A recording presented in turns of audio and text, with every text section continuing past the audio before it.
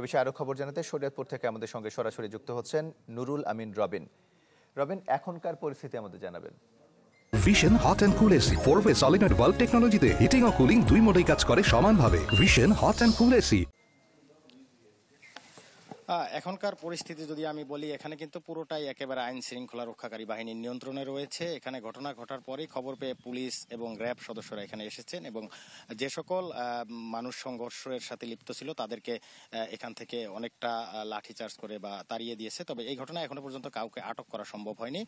আর একটি বিষয়, যেহেতু ঈদের আজকে পরবর্তী মাত্র সবেমাত্র ঈদ অতিবাহিত হয়েছে, যার কারণে এই এলাকায় কিন্তু প্রচুর সংখ্যক অতিথি যারা ঢাকা বা দেশের বিভিন্ন প্রান্ত থেকে এসেছিলেন তারা কিন্তু এই ঘটনায় আটকে পড়েছিলেন এলাকায়। পুলিশের পক্ষ থেকে তাদেরকে কিন্তু উদ্ধার করে এরই মধ্যে এলাকা থেকে নিরাপদ বের করে দেওয়া হয়েছে। আর এই মুহূর্তে এই এলাকার পরিস্থিতি একেবারেই থমথমে, এলাকা একেবারে পুরুষ শূন্য বলা যায়। আমরা এলাকার অনেক বাড়িতে গিয়েছি এবং নারীদের সাথে কথা বলেছি।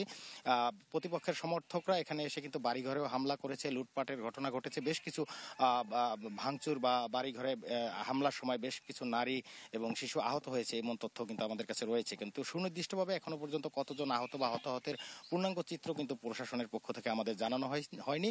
তবে খুব শীঘ্রই পুলিশের পক্ষ থেকে আমাদের এই বিষয়টি নিশ্চিত করা হবে। আর যে সকল বোমা এখানে প্রয়োগ করা হয়েছে, বোমার বিস্ফোরণ ঘটানো হয়েছে, সেই বোমা কারা এর সাথে জড়িত রয়েছেন এবং এই বোমা কোথা থেকে আসলো সেই ঘটনাটি তদন্তের জন্য পুলিশ এরই মধ্যে বিশেষ একটি টিম গঠন করেছে এবং বোমা ডিসপোজাল ইউনিটকে খবর দেওয়া হয়েছে। সেখান থেকে বিশেষজ্ঞ দল এলে হয়তো এই ঘটনাটি পূর্ণাঙ্গভাবে তদন্ত শুরু করে বিস্তারিত পুলিশের পক্ষ থেকে আমাদের জানানো হবে।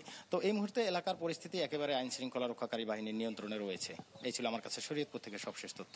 রবিন, আপনাকে ধন্যবাদ।